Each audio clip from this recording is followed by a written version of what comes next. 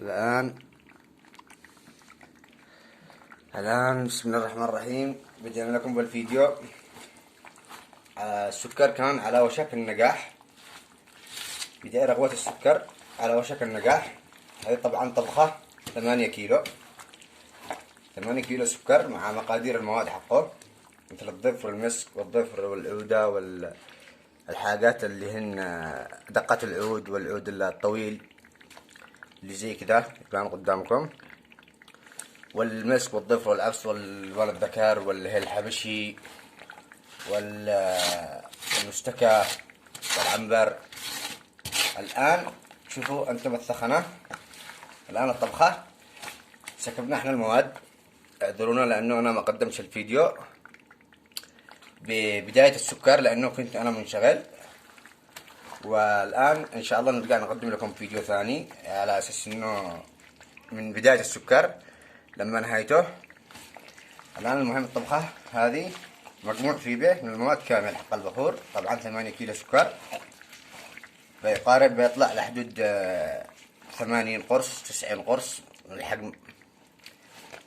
اللي يشي يعمل حجم كبير، اللي يشي يعمل حجم صغير، هذا كله على رغبة الزبون. الآن نبدأ هذا مجموع ايش؟ مجموع من العطور المثبتة مثل العنبر. فاهمين كيف؟ الآن هذا منه 100 جرام،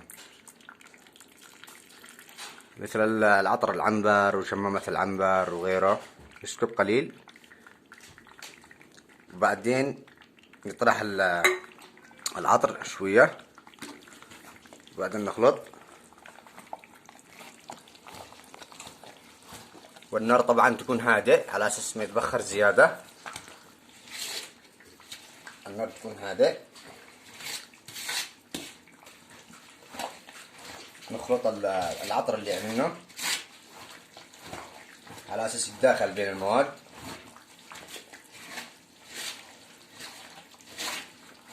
نخلطه تماما من تحت حتى فوق بهذا الشكل. طبعا هذا للناس المبتدئين او اللي قدهم عارفين بالطبخات، كل واحد له طريقة، وهذه طريقة صنع العطور والبخور والزبادات. فنحن نقدم لكم هذه الاشياء على اساس تستفيدوا. طبعا في ناس غوالين عليا طبعا يسألونا بالفيسبوك، نزيد نضيف برضه كمان من العطر اللي قلت لكم على 100 جرام. هذا المجموعات من داخله عنبر سائل، داخلته شمامة العنبر، داخلته ورد اسطنبولي، داخلته لدنا سائل اسود، داخلته برضه كمان نطفتين او 3 نطف من المسك الاسود، على اساس انه لو كثرنا ما يطلعش تمام، كله بمقدار. بعدين نخلط بهذا الشكل. في منهم يعملوا المثبتات اللي زي كذا، يعملونه بالبداية داخل السكر. هذه طريقة برضه، بس أنا هذه طريقتي أنا، على أساس إنه لما نضيفه الآن داخل المواد يتداخل بين المواد بالشكل هذا، يتداخل بين المواد. ولما تجي تبخره يطلع فوق القمرة، يطلع ريحة المثبتات. هذين هن عبارة عن مموجات للشم، مموجات للرائحة. فنحن إيش كمنطق واستفادة للكل، المثبتات هذه ضروري ان احنا نضيفهن داخل المواد لما يكونوا قدم مخلوط. هذا الان. وفي منهم كمان يعملوا ايش المسك والظفر والعفس والحاجات في البدايه داخل السكر، لكن انا اعمله كامل مع المواد، مع العوده دقه العود والمسك والظفر والذكر والحاجات. نحن نجمعهن كامل، نضيفهن لما يكون السكر قد على وشك النجاح. نضيف المواد، بعدين نضيف بقيه العطر بهذا الشكل، نخلط.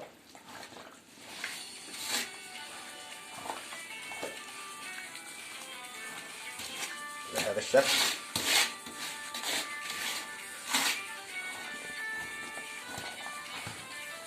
بتشوفوا ان الطبخة كل ما زادت الدقائق فوق النار كل ما زادت سخنته.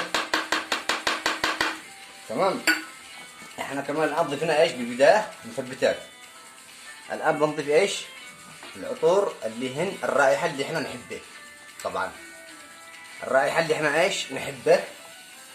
هذا برضه مكونات عطور البخور. اللي يطلب العطور ايش هن انا بقول لكم في دهن ان شاء الله فيديو اخر، او ان انا اقدر اقول لكم الان في به مجموع من العطر الشداء، مجموع من العطر برضه كمان عروسة، برضه كمان مخلوط من قليل ساعة صفاء، برضه كمان مخلوط مع كشخة.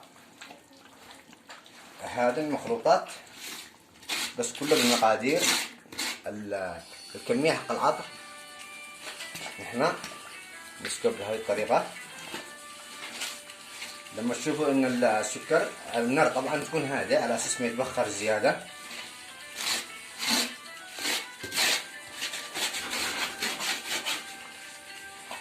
بهذا الشكل يخلط.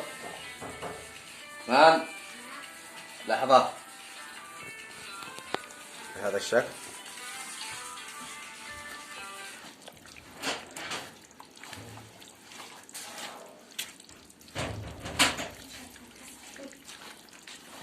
بهذا الشكل يعني نخلط.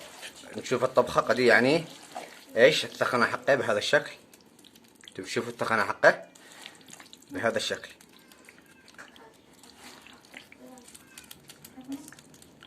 بهذا الشكل يعني وضفنا طبعا الكمية حق العطور تكون كم من هذا اللي سكبناه. المجموع اللي قلت لكم عليه شذا وكشخة وساعة صفا وشيخة برضو كمان داخله. نخلطه بهذا الشكل. يكون الكمية حقه الجرامات تكون 250 جرام، يعني بمقدار ربع كيلو. بمقدار ايش؟ ربع كيلو.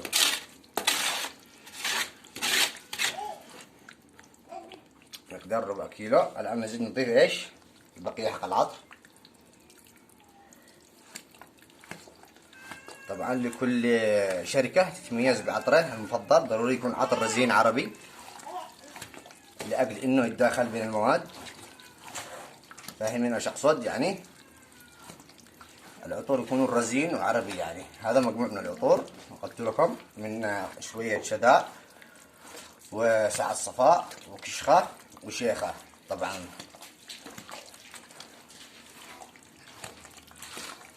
بهذا الشكل نخلطه على اساس الداخل ويذوب بين المواد، مثل المسك، مثل العفص، مثل الضفر، مثل المستكان، مثل ليمون الذكر، مثل الحاجات زي كذا. المسك المربع نضيفه بهذا الشكل.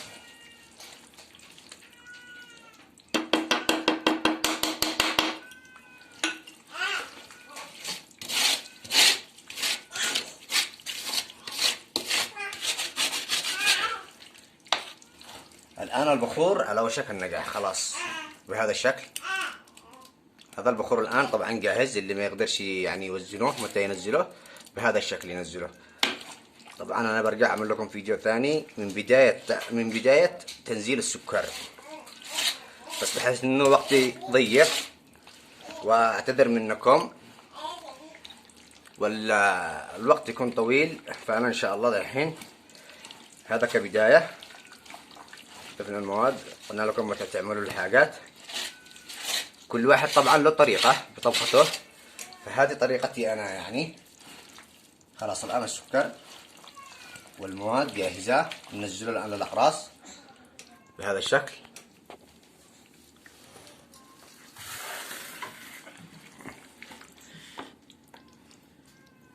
هذا الشكل من هذا الأقراص.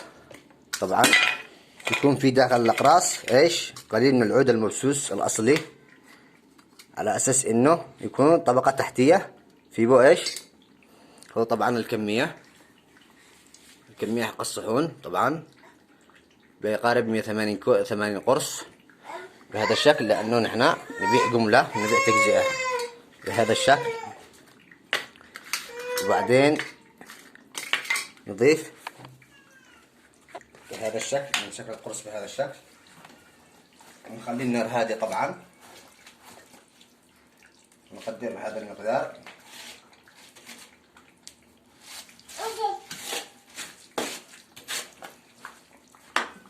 بهذا المقدار نقدر. هذا المقدار نقدر.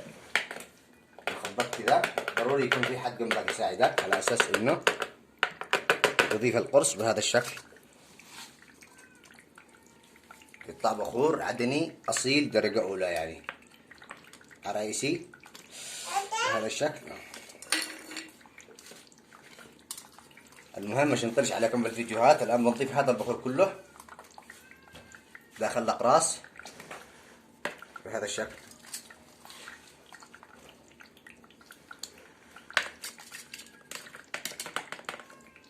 بهذا الشكل. طبعا احنا معانا الان اقراص كثير باش نطولش عليكم بالفيديو الان، على اساس انه بس كل ما كانت خفتك اسرع كل ما كان البخور ما يجمدش عليك داخل القدر. خلي النار طبعا شغال، ما تخليش النار طافي على اساس يقيس البخور رطب، فلما انت تطفي النار البخور يجمد عليك داخل الشولر. لكن احنا ايش نخلي النار شغال على شكل هادئ، ثم نضيف هذه الحاجات زي كذا. واعتذر منكم الان بنضيف ان شاء الله الاقراص هذه لانهن كميه كبيره شوفوا، وبنطفي الفيديو على فكره الان، وان شاء الله نفيدكم فيديو اخر. السلام عليكم. نرجو منكم الاشتراك والضغط على الجرس واللايك، وعلى اساس يوصل لغيرك ويستفيد غيرك بهذه المعلومه. السلام عليكم ورحمه الله. ان شاء الله تكون معلوماتي فادتكم، واذا في اي استشارات او كذا انا بحط الوصف تحت، وان شاء الله نبقى على تواصل.